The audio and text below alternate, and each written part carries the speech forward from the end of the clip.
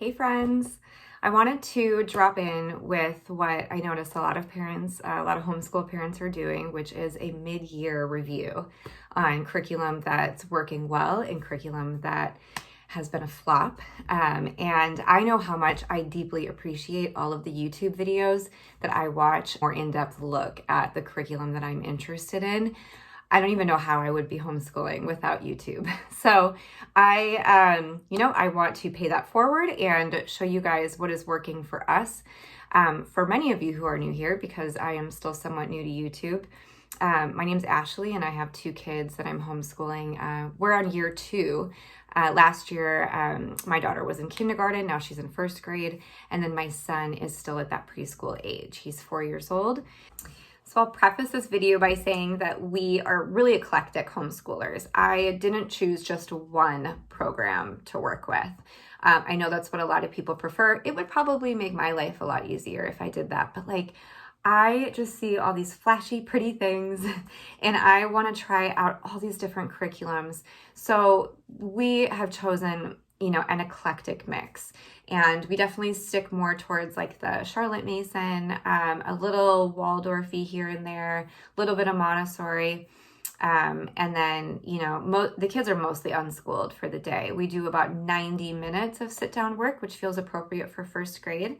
So what I'm going to show you of our curriculum picks is what we've stuck with since the beginning of school, what we've dropped, and some exciting new things that I'm bringing in for 2nd term. So I'm going to start with the curriculum that we have stuck with, that we've really liked. And so language arts we stuck with. We chose Blossom and Root for language arts, 1st grade. Blossom and Root, I think they are, maybe a fairly new company, but I'm loving their material. It's very Waldorf, Charlotte Mason centered, lots of hands-on stuff, crafts. The books, my daughters loved the entire list of books. Lots of fairy tales this year. So we've loved this. We've loved every book that we've read for it. I don't really know what more to say about it. It's just great. It has a narration every week, a prompt. We don't do any kind of phonics reading lessons with this curriculum. I have something separate for that. So you definitely have to supplement with some sort of phonics for this curriculum. But Blossom and Root Language Arts is awesome. I'm definitely considering it for next year, but I have another idea too. So we shall see. So what we're using to supplement for the phonics part of our reading lessons is simply Charlotte Mason, Delightful Reading. So my daughter, she's a young 1st grader. She's a summer baby. So she is 6.5 now. Last year for kindergarten, we actually unschooled the entire year. And that worked really well for us. That was fun. So this year we're doing our first kind of formal, lessons around reading. So we started with level 1 here, which is just learning all of your letter sounds. And I really enjoyed this program. This is super game-based, so it's just a lot of different activities. It comes with this box of, essentially, so it comes with this box that comes with all sorts of cards. And it's sort of a mess, of course. So all sorts of cards that have letters and words on them, and then the guide directs you to which stack of cards to use for which activities. But it's just fun. It's a lot of bingo and go fish and musical letters, which is musical chairs. So she's loved it, and we are halfway through our year, and she has learned all of the letters and their sounds, and now we are moving into word building. So for 2nd term, we are going to be using level 2 of this program. I bought it, I have it, we haven't broken it open really, but this really only took us a few months to get through, and I will save it for my son now. What I don't have that we did also bring in is I found a site, and I'll link it in the notes. It's a site for the Montessori Pink series that's totally free. You can get all of the files and print it at home yourself. It's a lot of work. It has a ton of material, but this is a really great hands-on way to learn, letters and phonics. So I have a laminator, I have cardstock paper. I went ahead and I did it, and I made basically the whole program at home instead of purchasing it, which saved me a lot of money. It took a few hours. And then of course you will want like a movable alphabet with it. We have the Montessori red and blue letter alphabet. So this has been a really fun hands-on way for her to continue working with word building and word blending on top of the delightful reading Simply Charlotte Mason that we used too. What else did we stick with? We loved, okay, so for math, we have stuck with our Charlotte Mason math curriculum, which is just this book. I love this book. It's beautiful. It's very simple, and it's very easy. Like, it's just like an open and go. Essentially, it's numbers 1 through 100. And so you would start at the beginning with number 1, and obviously go from there. You use mostly just like household items, like a lot of manipulatives for this program, a lot of change, buttons. I love the DigiBlocks. If you've heard of this company, they come in these bundles of 10, and so it's a great way to learn about bundling in units and tens and hundreds and whatnot. So what I'll say about this though is that we don't use it daily, and I'd say we really only use like once or twice a week, because I did feel like getting a little redundant. It's like each number tends to sort of be the same concepts again and again. Like, for example, ask your child, do you know which number comes after 11? Now draw a 12 on the slate for her so she learns the symbol of 12.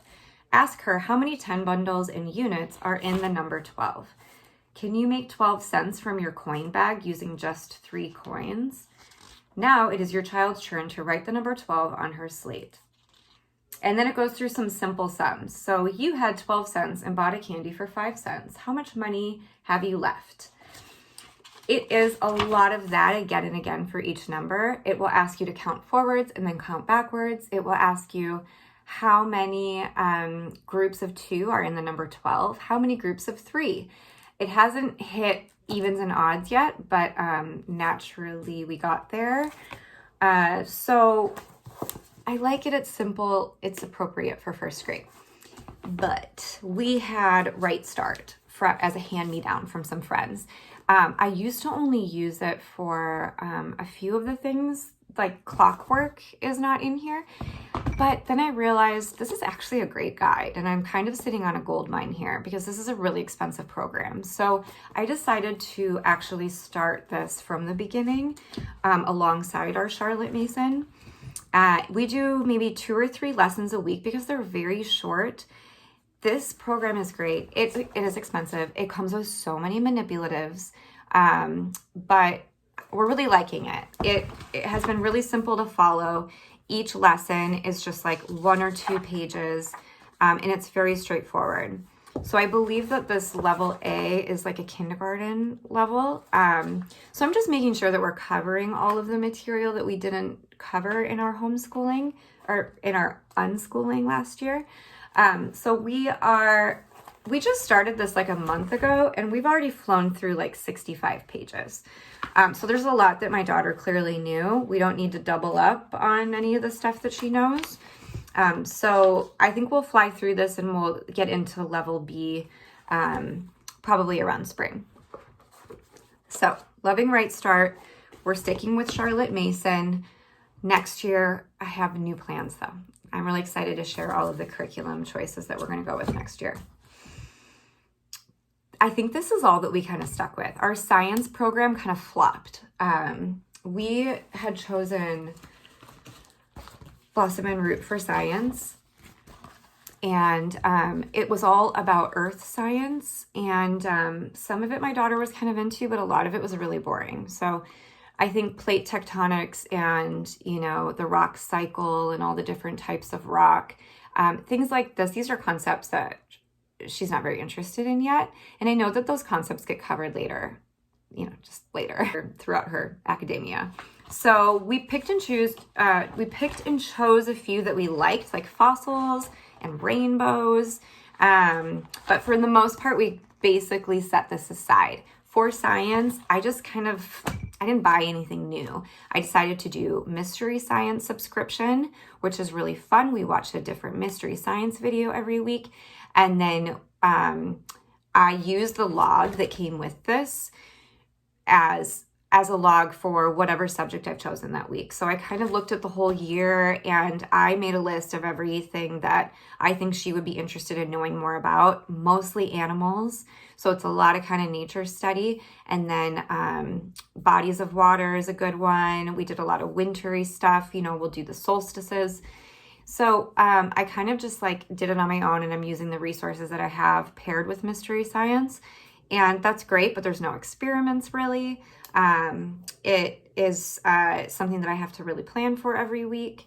So I'm looking forward to finding a science curriculum that we really like, and I'm thinking Bookshark for next year. If you have any recommendations, please let me know. But what I am supplementing science with for sure that has also worked this year is Blossom and Root's book seeds. So while their first grade science was really not our cup of tea, their book seeds issues are so wonderful. I don't know what it is about this compared to the science, but the activities in this, excuse me, are they're so hands-on and they're so fun. They're just way more creative than this stuff. I don't know. Some of the stuff is great. I don't mean to bash Blossom and Root science, but the book seeds is great. So book seeds is based on a different book, and they have, I think they have a seasonal collection of like 5 nature-y book seeds, and then they have a science collection of about 5. So every several weeks we will dip into another one. This one is all about Mary Anning and the sea dragon. So it's a whole fossils unit. And it's basically, we kind of knock it down into like 2 or 3 days. They recommend doing it over the course of 1 or 2 weeks, but I think that's if you're doing all of the activities, and we really only do a few that stand out to us. And I love that it's always based around a really great piece of literature. So love book seeds. I am doing this again for next year. This year we did the science program. Next year we're going to do the nature program, which still obviously fulfills the science. So we got some new stuff that I'm really excited about. So the first thing that we're going to start doing, we were doing Blossom and Root math in art, and I don't even know what happened. It's like it was going well, and then I think I might have lost interest a little bit. I think I sort of got tired of preparing for the art lesson with all these different materials. It's a lot of preparation. It kind of, I don't know, it started falling flat for me. I wanted to get back to something just sort of like easy, even though I am an artist and we have so many art supplies. Maybe that's what it is. My kids are constantly doing art all day. So putting something together just kind of felt like one more thing to do. I thought that this would be great. So this is creative form drawing. This is actually a really great introduction to handwriting for young children, but it's full of color and it's very artistic. So the idea is that children are learning how to draw different forms, learning about patterns and symmetry. It's very simple. What I have them do once a week is I'm putting together a little booklet of all their forms, and they'll just do one once a week on some cardstock on like a square. And we use these really beautiful Stockmar beeswax crayons that just feel like a treat. They come in a tin. They're very expensive. The kids know that they're special. And we will work on one form a week. It's not like it's super exciting, and I don't know if the kids totally love it or not, but it's simple and it's pretty and it's working for now. All right, so we have started a geography curriculum. I don't really know how this happened. I wasn't really planning on bringing in a geography curriculum this year. We have been using Little Global Citizens, which is really fun, and we're still using those. We open up a new kit maybe once every 2 months. And then what happened? Why did I do this? I think I just really wanted to try out Beautiful Feet.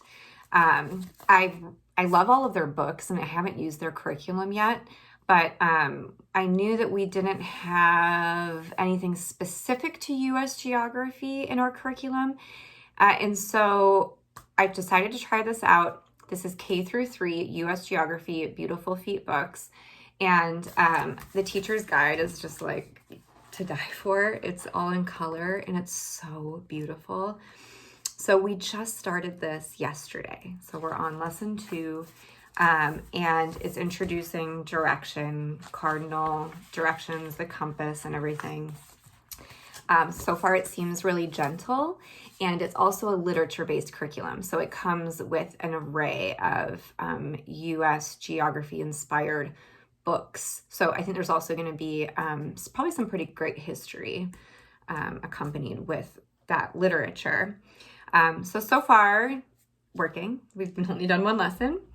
But what ended up happening was with our Blossom and Root language arts, I totally forgot that this goes into geography during the second half of the year. So it actually was kind of cool how it naturally worked out that right when we started the second half of this curriculum, as it was going into map work, we also brought in this. So it actually it feels pretty cohesive. So I don't think it's necessarily a bad thing. I just think it wasn't maybe totally necessary since this really does cover a lot of geography. But again, this is US. The geography in this is kind of more based on world geography because of all of the different worldly books that we cover in the second term. So lots of geography. And then to add on to even more geography, I could not help buying this curriculum. I have saved the best for last. You guys, moms of daughters, boys too, this curriculum is my new favorite. So I don't have the cover of the whole curriculum because I've been printing it out in units. This is American Girl History. Oh my gosh. I am so glad that I stumbled upon this. It's by a company called Little School of Smiths. Maybe I've been living under a rock, but I haven't seen a lot of this on YouTube. I've seen a couple videos of reviews. I don't even know how I stumbled upon it, but I'm so thankful.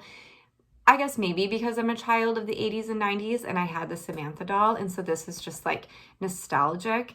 But I have a daughter who loves dolls, and it's our first year of schooling, you know, and it hasn't like been super smooth. There are some days that we're kind of battling our way through it. This makes it fun, like really fun. And I'm just stoked. So it's it covers 8 girls over the course of Kaya's 1764, and then I think it ends on Kit, who is, I don't know, the 60s, 1960s. I could be wrong on that. This is the first unit. So we just started it. We just got through our first week. This curriculum is based on a 4-week unit per girl. So the first girl is Kaya, and it recommends that you get all of the books that are associated with each American Girl. Maybe not all of them, but at least 4 of them. And this made me nervous because I'm like, oh my gosh, is my library going to have all of these books? They do. I guess I'm shocked. I can't believe that my library has every single girl, all of the books that are written about each girl. So I feel really lucky about that because I looked on Amazon and like these are, I don't know, I wouldn't say they're collectors, but they're vintage books. And so I don't think that they didn't seem that cheap on Amazon. But anyway, the first girl was Meet Kaya. We did it for the first week. I didn't think we would do history every day, but the way that this week is broken down into, it kind of makes sense to do a little bit of it every single day. And I'll just show you. The first week looks like it's just 1 page. So it goes through what to do like each day. So like day 1 would be obviously read a bit of the first book that they recommend, which is Meet Kaya. And they have a video on YouTube about Kaya's life, like a little preview into what this study is going to be about.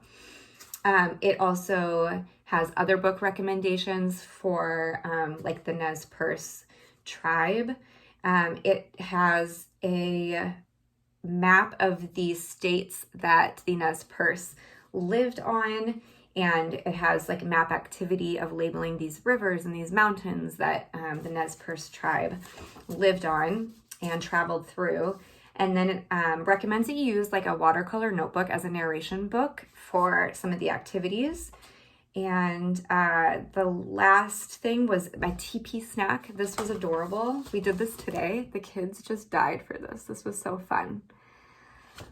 So we actually got through this entire book in 1 week. I was a little worried if it would be too much, but we did Kirsten's surprise over Christmas. We did some Christmas schooling, and we did a Santa Lucia day, and we read that American Girl book. So it was sort of a test, like testing the waters if we could get through one of these in 1 week. And we easily did. We read this in 3 days. I'm not saying your daughter's going to love these stories, but my daughter is soaking them up. I'm doing all of the reading. She doesn't know how to read yet, but she can sit and listen to these stories for, I'd say, at least a half an hour at a time. And they're full of action. They're full of, tension and excitement and so much history. So this is our U.S. history curriculum. It also could be our language arts curriculum if I really wanted it to. And it also could be our geography curriculum. I mean, I could literally drop like most of my stuff here and just use this. I don't even know. I guess there's nothing else to say, more to say, but I love this so much. I am so happy I found this curriculum. And then the last new thing that we introduced are morning binders. So I never really did this before, and I don't even know if the kids are that into it, but it is a great way. This one is from the Gentle and Classical Preschool. It's a great way to do calendar work just on a daily, instead of just like, well, what's today? And let's, find it on the calendar. We have a wooden calendar that I really love. And there are some great songs about days of the week and months of the year, and we've listened to all those, and that's great. But I think just something to do on a daily basis that is like, what day it is, what month it is, and then, what day. So that's what we're using it for. And then it's nice for my preschooler because, we'll do some letter work, and he likes to sit in on, some of that fun stuff that we do. So the morning binder it's nice, but it's new. So anyway, okay guys, that's it. I realized that this video is probably pretty random. This is a lot of different material, a lot of different companies that we have bought curriculum from, but that's just really our style. So I hope that you took a few, little nuggets from it to help you along your homeschool journey. And I hope that you have a great second half of your school year. Okay, talk soon.